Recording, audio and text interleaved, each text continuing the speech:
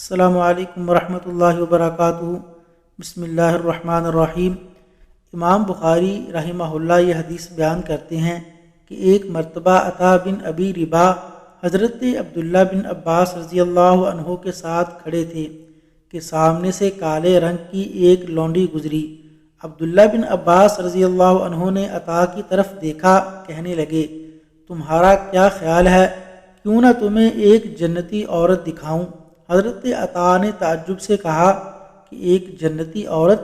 حضرت عبداللہ بن عباس رضی اللہ عنہ نے فرمایا، ہاں، ایک عورت ہے، جب وہ وفات پا جائے گی تو جنت میں جائے گی۔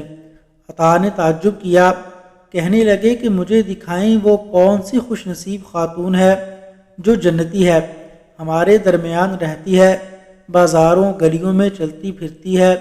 عبداللہ بن عباس رضی اللہ عنہ نے کالے رنگ کی اس بوڑھی لونڈی کی طرف اشارہ کیا، کہنے لگے کہ وہ بوڑھی عورت جنتی ہے۔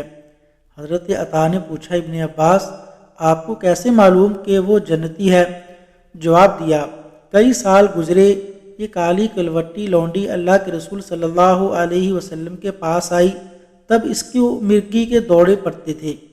اس نے اللہ کے رسول صلی اللہ علیہ وسلم کے پاس آ کر شفا کے لیے دعا کی درخواست کی۔ وہ کہنے لگی، میری زندگی اجیرن ہو گئی ہے، بچے مجھ سے ڈرتے ہیں، میرا مذاق اڑاتے ہیں، میں بازار میں ہوں یا گھر میں یا لوگوں کے پاس، اچانک مجھے دورہ پڑتا ہے اور مجھے ہوش نہیں رہتا۔ میں اس زندگی سے تنگ آ چکی ہوں۔ اللہ کے رسول صلی اللہ علیہ وسلم اللہ سے دعا فرمائیں کہ وہ مجھے شفا عطا فرمائے۔ اللہ کے رسول صلی اللہ علیہ وسلم نے چاہا کہ صحابہ کرام کو صبر پر درس دیں۔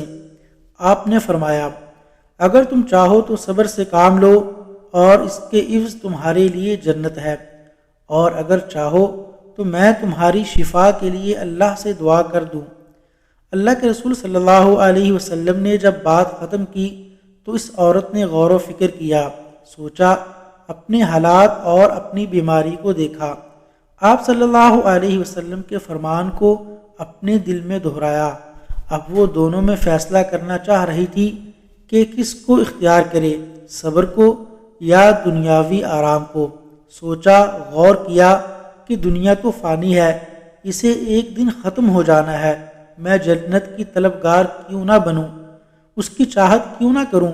پھر اس نے اپنا فیصلہ صادر کر دیا، اللہ کے رسول، میں صبر سے کام لوں گی، لیکن جب مجھے مرگی کا دورہ پڑتا ہے تو میں بے پردہ ہو جاتی ہوں، اس لیے آپ اللہ تعالیٰ سے دعا فرما دیں کہ وہ مجھے بے پردہ نہ کرے۔ تو رسول اکرم صلی اللہ علیہ وسلم نے اس کے حق میں دعا فرما دی۔ وصلی اللہ علی نبینا محمد وعلی آلہ واصحابہ اجمعین۔